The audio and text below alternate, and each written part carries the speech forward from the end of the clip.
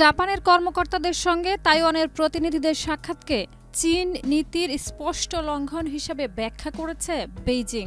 চীনের দৃষ্টিকোণ অনুযায়ী এ ধরনের পদক্ষেপ দুই দেশের সম্পর্কের উপর নেতিবাচক প্রভাব ফেলতে পারে।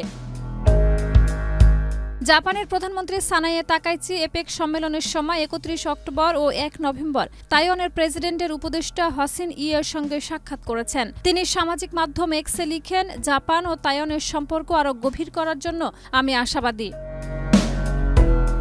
এরপরই চীনের পররাষ্ট্র মন্ত্রণালয় এক আনুষ্ঠানিক বিবৃতিতে তীব্র প্রতিবাদ জানায়। বিবৃতিতে বলা হয়েছে, এ ধরনের পদক্ষেপ নেতিবাচক প্রকৃতির এবং বেইজিং দৃঢ়ভাবে এর বিরোধিতা করছে। এছাড়াও বিবৃতিতে উল্লেখ করা হয়েছে যে তাকাইচি ইচ্ছাকৃতভাবে তাইওয়ানের কর্মকর্তার সঙ্গে সাক্ষাৎ করেছেন এবং তার সামাজিক মাধ্যমে প্রচার করেছেন।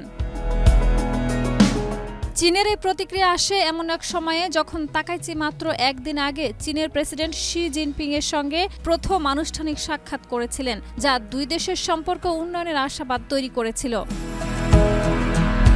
বিশ্লেষকরা মনে করছেন, এই ঘটনা চীন জাপান সম্পর্ককে আরও জটিল করে তুলতে পারে, কারণ দুই দেশের মধ্যে ইতিমধ্যেই সমুদ্র সীমা বিরোধ, বাণিজ্যিক সীমাবদ্ধতা এবং তাইওয়ান প্রণালী ইস্যুতে উত্তেজনা রয়েছে।